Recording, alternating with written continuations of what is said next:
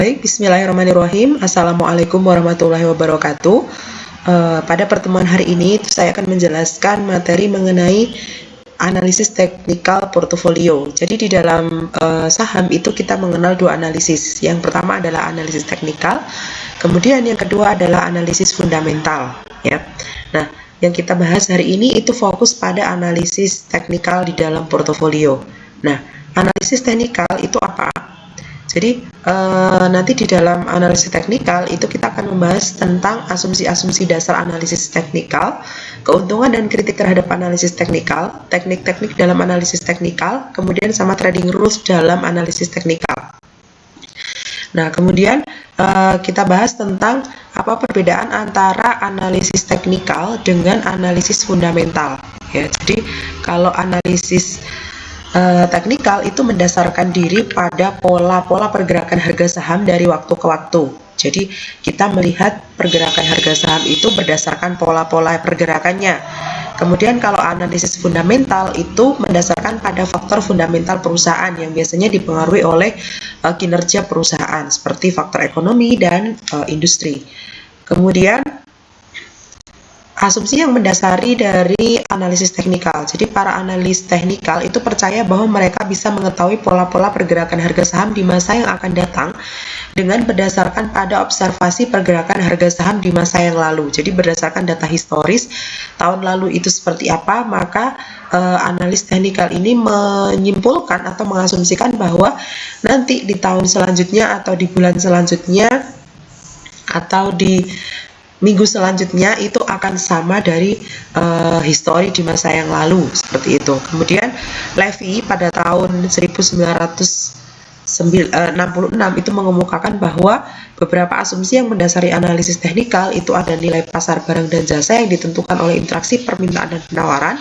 Kemudian interaksi permintaan dan penawaran yang ditentukan oleh berbagai faktor, baik itu faktor rasional maupun faktor yang tidak rasional. Nah, kemudian selanjutnya adalah harga sekuritas secara individual dan nilai pasar secara keseluruhan cenderung bergerak mengikuti suatu tren selama jangka waktu yang relatif panjang.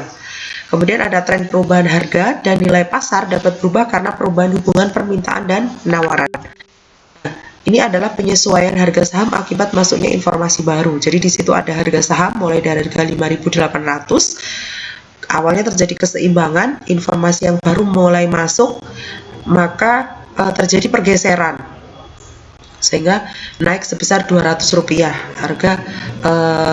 Ada harga keseimbangan yang lama, kemudian di situ harga keseimbangan yang baru, kemudian mulai turun ke arah 5.800. Jadi itu harga awalnya 6.000 harga keseimbangannya. Kemudian ketika ada informasi masuk, maka reaksi dari harga saham itu berubah menjadi turun sebesar Rp200 sehingga menjadi 5.800. Nah, para analisis teknikal ini mengidentifikasi tren perubahan harga dan mengambil tindakan untuk mencari keuntungan biasanya, yaitu dengan cara apa? Mau menjual saham atau membeli saham, maunya seperti itu nanti. Nah, keuntungan penggunaan analisis teknikal ini itu bahwa para investor itu percaya bahwa mereka bisa memperoleh yang namanya tingkat pengembalian abnormal jika investor mampu mengakses informasi secara cepat, punya kemampuan analitis yang tinggi dan punya insting yang tajam atas apa yang akan terjadi terhadap harga pasar.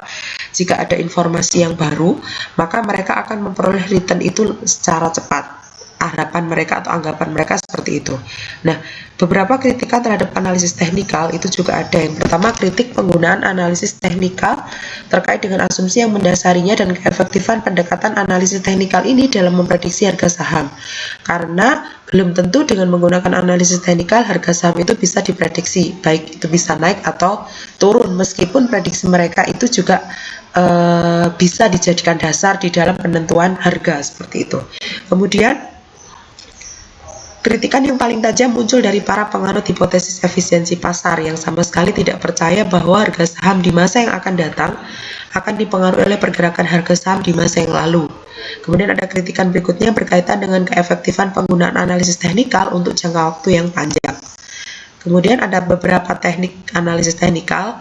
Biasanya analisis teknikal itu disebut dengan chartis karena memang kita dasarnya pada grafik ya atau chart. Kemudian merekam data atau membuat grafik pergerakan harga saham dan volume perdagangan. Kemudian beberapa teknik penggunaan charting itu sendiri dalam analisis teknikal ada Dow teori, ada chart pola harga saham, ada rata-rata bergerak atau moving average, kemudian ada relative strength. Nah, itu adalah teknik penggunaan grafik di dalam analisis teknikal.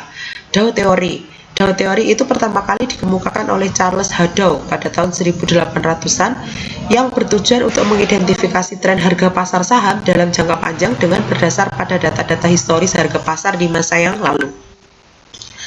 Nah, berdasarkan teori tersebut, pola pergerakan harga saham itu bisa dikelompokkan menjadi tren utama, kemudian tren intermediate, sama tren minor atau yang berubah setiap hari, day to day move.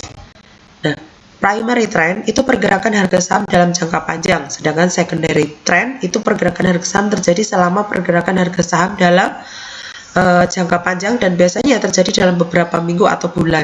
Sedangkan kalau minor trend atau day to day move itu fluktuasi harga saham setiap hari.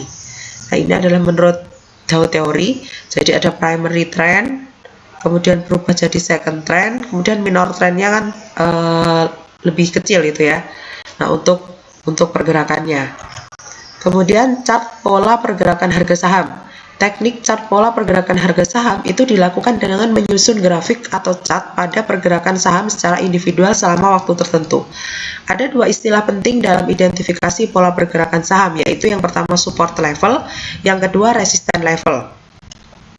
Support level itu adalah tingkat kisaran harga terjadi peningkatan yang signifikan atas permintaan saham di pasar.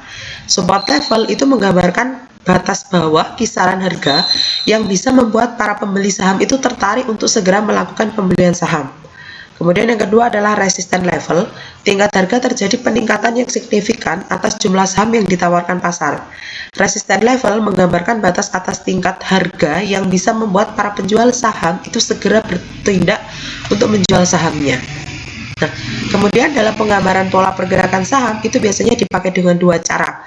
Bisa pakai bar chart atau point and figure chart. Nah, dalam bar chart, pergerakan harga saham setiap harinya itu ditunjukkan oleh diagram batang vertikal. Kemudian dalam point and figure chart, pergerakan harga saham digambarkan dengan angka dan gambar. Nah, ini adalah gambarnya bar chart tentang pergerakan harga saham dan itu volume perdagangan saham. Kemudian ini adalah yang point and figure chart, jadi diwakili dengan XXX. Nah, itu. Kemudian ini adalah yang teori moving average. Kalau teori moving average itu dipakai untuk mendeteksi dan menganalisis arah pergerakan harga saham dan besarnya tingkat pergerakan harga saham. Nah, teknik ini dilakukan dengan menghitung nilai rata-rata bergerak dari data harga penutupan saham harian selama beberapa periode pengamatan sehingga menghasilkan sebuah garis tren. Selanjutnya, garis tren tersebut akan dipakai untuk memperkirakan harga saham di masa depan. Ini adalah gambar garis rata-rata bergerak 200 harian. Kemudian ini adalah teknik rata-rata bergerak juga bisa dipakai untuk membantu pengambilan keputusan, baik itu kapan investor itu membeli saham. Ketika garis rata-rata bergerak itu secara mendatar dan harga pasar saham melampaui garis tersebut. Harga saham berada di bawah garis rata-rata bergerak yang sedang naik, atau harga saham saat ini berada di atas garis rata-rata bergerak yang cenderung menurun, namun kembali naik sebelum mencapai garis tersebut. Nah, kapan investor itu harus menjual saham? Ketika harga saham saat ini berada di bawah garis rata-rata bergerak yang mendatar, kemudian harga saham bergerak naik di atas garis rata-rata bergerak. Harga saham yang cenderung mengalami kenaikan berada di bawah garis rata-rata bergerak tetapi kembali menurun sebelum mencapai garis rata-rata bergerak tersebut. Nah, kemudian metode yang ketiga adalah relative strength, dipakai untuk menggambarkan rasio antara harga saham dengan indeks pasar atau industri tertentu. Hasil perbandingan biasanya digambarkan dengan plot-plot yang menunjukkan perbandingan harga relatif saham selama jangka waktu tertentu. Nah, dari gambar yang telah disusun, investor itu bisa melihat perbandingan kekuatan saham-saham terhadap industri atau terhadap indeks pasar. Nah, ini biasanya seperti ini. Nah, mereka biasanya menentukan indeks pasarnya itu apa. Mau pakai indeks harga saham gabungan, mau pakai indeks LQ45, atau mau pakai indeks yang ada di luar negeri. Nah, itu tergantung dari perbandingannya. Mereka pakai indeks apa untuk relative strength ini. di trading rule ya. Jadi harga saham ketika terjadi tren penurunan kemudian titik puncaknya ya, fokus pada gambar yang ungu itu ya.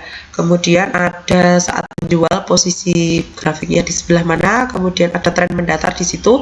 Saat beli saham ketika harga titik terendah, ketika tren peningkatan maka saat menjual, seperti itu. Oke, kira-kira ini yang bisa saya sampaikan pada pertemuan hari ini. Untuk kurang lebihnya saya mohon maaf. Terima kasih. Assalamualaikum warahmatullahi wabarakatuh.